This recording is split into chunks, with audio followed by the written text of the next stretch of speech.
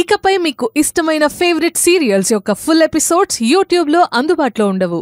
కేవలం సన్నెక్స్లో మాత్రమే ఫ్రీగా చూడొచ్చు.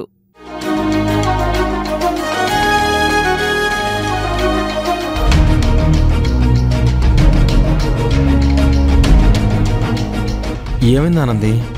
సడన్ గా డల్ అయిపోయావు? అలా ఏం లేదు, నేను ఎప్పట్లానే ఉన్నాను.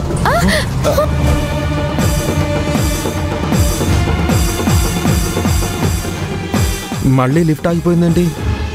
ఏంటి మళ్ళీనా?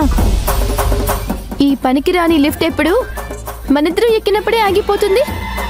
ప్రమాణ పూర్తిగా చెప్తున్నాను, ఇప్పుడు లిఫ్ట్ ఆగిపోవడానికి నాకు ఎలాంటి సంబంధం లేదు. నన్ను నమ్మానంది, నేనేం చేయలేదు. దేవుడు మీదొట్టు. నీ వల్లే ఈ లిఫ్ట్ ఆగిపోయిందని నేనేమి అనలేదే. నువ్వు ఎందుకంత కంగారు పడుతున్నావు?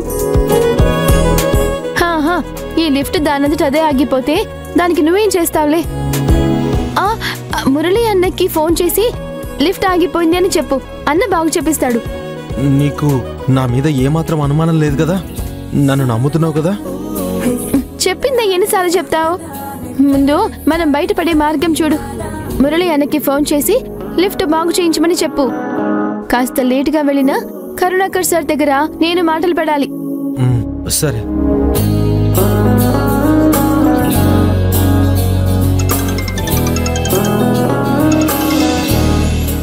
చెప్పు బావా, ఎక్కడా? లిఫ్ట్ లో ఉన్నాను రా. నేను ఆల్రెడీ పైకి వచ్చేసాను రా, నువ్వు కూడా వచ్చేయి. నేను లిఫ్ట్ లో స్ట్రక్ అయిపోయాను రా. ఏంటి మళ్ళీనా? అవును బావా. అరే, నీ పక్కన ఆనంది కూడా ఉండాలి. ఉందిరా. బావా, నువ్వే చేసావని, ఇదంతా నీ ప్లానే అని ఆనంది ఈ పాటికి సుప్రభాతం మొదలుపెట్టి ఉండాలి. అయినా బావా, మీరిద్దరూ ఎప్పుడు లిఫ్ట్ ఎక్కినా మీకే ఇలా ఎందుకు జరుగుతుంది? నాకేం తెలుసు బావా, నేనేమైనా ప్లాన్ చేశానా ఏంటి? అరే బావా, ఇదంతా నాకు తెలిసి ఎవడో నీకు ఆనందికి లిఫ్ట్కి చేతపడి చేశారా ఏంటి? అందుకే మీరు ఎక్కగానే ఆ లిఫ్ట్ ఆగిపోతుంది. రే బావా, నీ సోది వినే ఓపిక నాకు లేదు. ముందు మమ్మల్ని బయటకు తీసుకొచ్చే దారి చూడు. ఏంటి బావా, ఆనంది తిడుతుందా? మురళి అన్నయ్య, నేను అన్నీ వింటూనే ఉన్నాను. అమ్మ బాబాయ్, ఏంటమ్మా వీడు ఫోన్ స్పీకర్లో పెట్టాడా? అవును. మా వాడికి అస్సలు బుర్ర పని చేయదు. ఎప్పుడు స్పీకర్లో పెట్టాలో కూడా తెలిచావదు. వేస్ట్ అమ్మా వాడు, వేస్ట్ ఫెలో. అన్నయ్య, అతనేమి అనకండి. అతను చాలా మంచివాడు. ముందు పని చూడండి, పైకి వచ్చాక మీ సంగతి చెప్తా. ఆనంది, నీ కోపాన్నంతా వాడి మీదే తీర్చేసుకో అమ్మా. నువ్వు పైకి వచ్చిన తర్వాత మన ఇద్దరం ఎంచక్కా మాట్లాడుకుందాం, సరేనా? రే బావా, మేం బయటకు వచ్చే దారి చూడమంటే ఏదేదో మాట్లాడుతున్నావేంటి? ముందు ఆ పని చూడు. అరే బావా, ఇలాంటప్పుడే శ్వాస మీద ధ్యాస పెట్టి పీస్ఫుల్గా ఉండాలి. రే, ఈ టైంలో నువ్వు కొటేషన్లు చెప్తే నిన్ను పీసులుగా చేస్తా. అంత కష్టం నీకెందుకు లేరా? 5 నిమిషాల్లో లిఫ్ట్ని రెడీ చేస్తా. అరే మురళి, నువ్వు కొంచెం నోటితో తగ్గించుకోవాలరా, లేదంటే చాలా ఇబ్బంది పడిపోతావు. ఏదో ఒకటి మాట్లాడొచ్చు కదా ఆనంది. ఏం మాట్లాడాలి? నీకు తోచిందో నీకు నచ్చిందో ఏదో ఒకటి చెప్పు. లిఫ్ట్ బాగా అయ్యేంత వరకు మాట్లాడుతూనే ఉండండి. నేనేమి వసిపెట్టని కాదు మాట్లాడుతూ ఉండటానికి. వదిలితే నా చేత పాట కూడా పాడించేలా ఉన్నావు నువ్వు. నువ్వు పాట పాడితే వినాలనుంది. నేను ఆ ఉద్దేశంతో అనలేదు.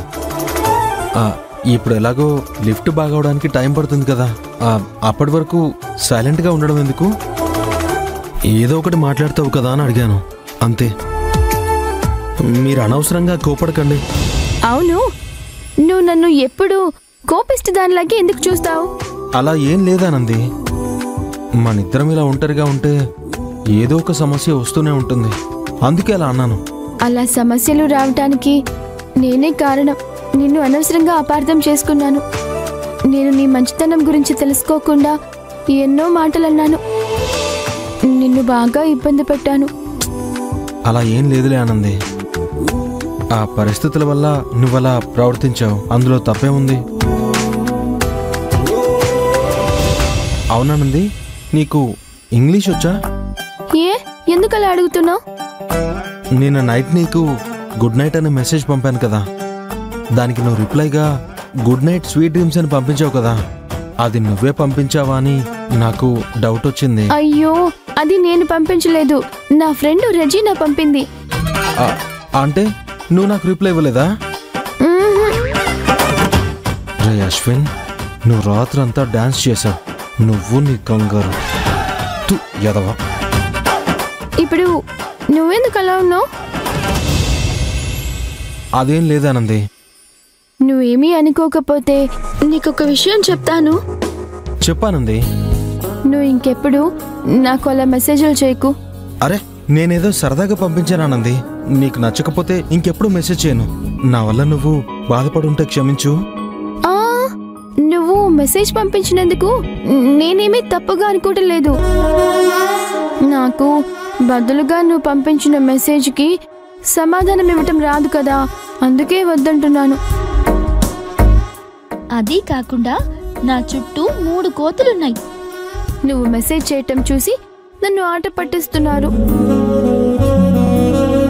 నా ఫ్రెండ్స్ నన్ను ఏడిపించినా పర్వాలేదు, కానీ ఈ విషయాన్ని వాళ్ళు నా సుందరుడితో చెప్పేస్తానని బెదిరిస్తున్నారు, అందుకే వద్దంటున్నాను.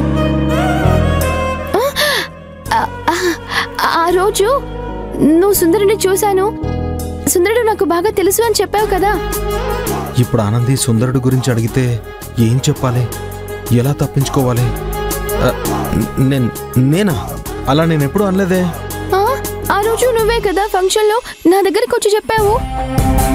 ఆనంది దగ్గర నేను పూర్తిగా లాక్ అయిపోయానే.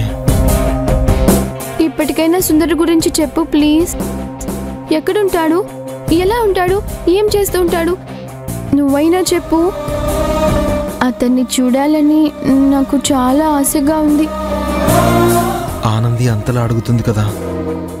రే అశ్విన్, నువ్వే సుందరుడు అన్న విషయాన్ని ఆనందికి చెప్పేరా. ఇంతకంటే మంచి ఛాన్స్ ఇంకెప్పుడు నీకు రాదు.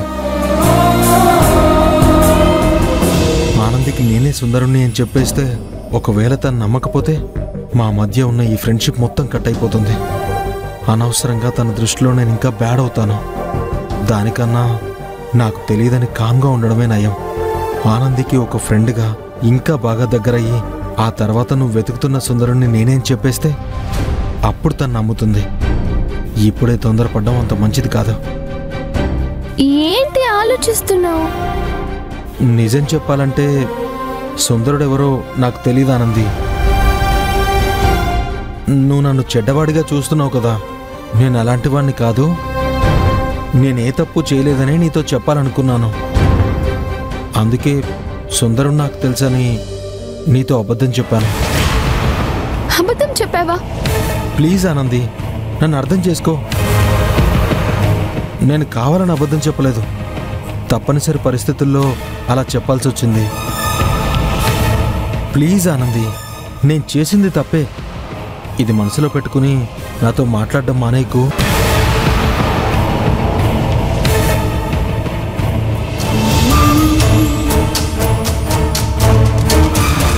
మన కంపెనీలో ప్రొడక్షన్ పెంచడానికి నేను ఒక ముఖ్యమైన నిర్ణయం తీసుకున్నాను.